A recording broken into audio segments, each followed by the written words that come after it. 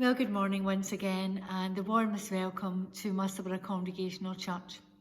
We are very blessed in our church we were presented a few years ago with the Fisherman's Banner and the Ladies' Banner as well. These banners used to be displayed every year at the Fisherman's Walk, which was a tremendous occasion in our town. And it's sad when these traditions stop, but we are proud to play our part in continuing just to display the banners in our church. And this morning there's a distinct fishing theme to our worship, and Keith is going to begin our worship by playing that beautiful hymn, Eternal Father, Strong to Save.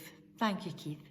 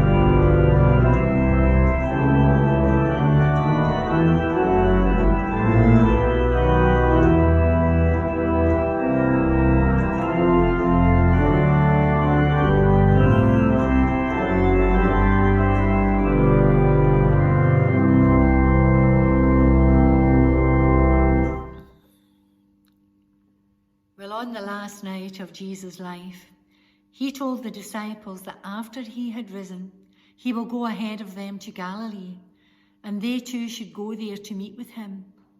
Now, at that moment, it probably didn't make any sense to the disciples. What did Jesus mean, after I have risen? It was only after the resurrection that understanding was complete. Then in the morning of the resurrection itself, Mary Magdalene was weeping outside of the tomb, and she turns to a man, assuming he's the gardener, and says, "Do you know where they've taken my Lord?" And he says, "Mary." And she knows immediately it is Jesus, and instinctively she longs to cling to him. And Jesus says, "No, don't do that, Mary. Go back and tell the disciples to go to Galilee, and they will meet me there." Now, for many of the disciples, going to Galilee was a homecoming. These were the shores from where they had been called. Jesus, in fact, had used Peter and Andrew's boat as a kind of makeshift pulpit at one point. The beach was so crowded, people were crowding around him, and he was trying to speak to them all. So he got into the boat and used it as a platform so that everyone on the beach could see and hear him. The men had been fishing all night, James and John too. Their boat was nearby, but it had been a very poor catch. So when Jesus finishes speaking to the crowds, he tells Peter to launch his nets into deeper water. Peter's not very keen. I mean, what's the point? They've been fishing the whole night with no success. However, he does what Jesus suggests, and they are amazed to find that the nets are so full it takes the two boats to hold the catch. And Jesus turns to them and says, "From now on, you will fish for men." And from that moment on, these men left fishing behind them and followed Jesus wherever he went. Now, that story happened at the beginning of Jesus' ministry, when these men were first called. But now 3 years had passed, and Jesus has now finished his earthly ministry. But these are the men who will continue his work. Here they are back in their old stomping ground, back to where it had all begun. And it was the most natural thing in the world for them to go back out onto the lake with the boats and do a night's fishing. However, they catch nothing. And as they are pulling in their empty nets, they hear a voice from the beach saying, "You haven't caught anything, have you, lads? Try casting your nets on the right-hand side of the boat." Well, they may as well give it a go.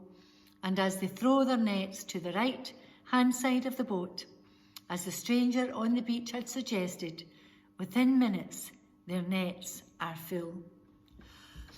John immediately and instinctively realizes that the stranger in the beach is no stranger at all. It is their Lord.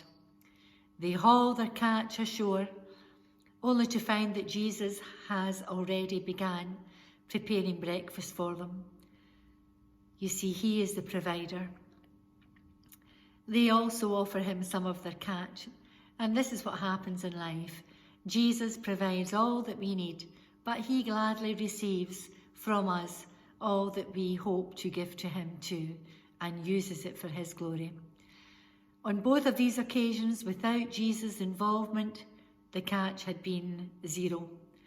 But when they had listened to his guidance and did as he had asked, their catch was greater than they could ever have imagined. At the outset of their calling, Jesus had told them that they would no longer fish for fish, they would fish for men and make believers out of them. These men will be responsible for carrying on the work of God's kingdom, but they will not do it on their own. The stories of the remarkable catch of fish testify to all that is possible when we work hand in hand with Christ, when we listen to him, when we seek his guidance, when we are faithful to whatever he calls us to do. In him, we can do more than we ever think is possible. We truly can do all things through Christ who strengthens us. And without him, we will never be all that is possible for us to be. Matthew's gospel ends with Jesus telling his disciples to go out into the world and to make disciples of all nations. Teach others everything that Jesus has taught them, and Jesus will be with them always till the end of the age. This is a truth to which we too must cling. Jesus is with you always, even till the end of the age. One scholar wrote this lovely reflection about this encounter on the shores of Galilee. In the morning light, we too shall see him standing on the steadfast shore, the pilot of the Galilean lake, who will guide our frail boats through the wild surf.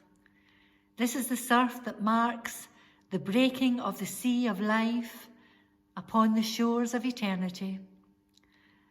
And when the sun rises above the eastern hills, we shall land on the solid beach, bringing our few small fishes with us, which he will graciously accept. And there we shall rest. We shall have no need to ask who it is that serves us, for like the disciples before us, we shall know it is the Lord. Thanks be to God. Amen. And now Keith will play for us, Will Your Anchor Hold in the Storms of Life? Thank you, Keith.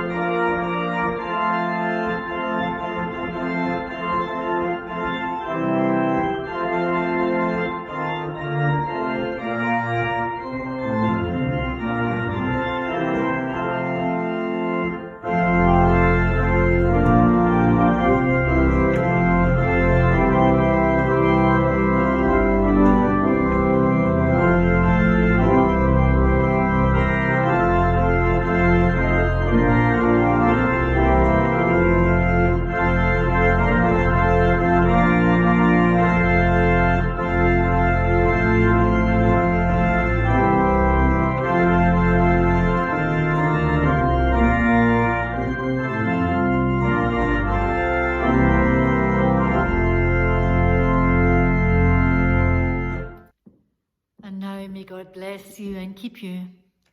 May God make his face to shine upon you and be gracious unto you. May God lift up his countenance upon you and give you peace, both now and forevermore. Amen.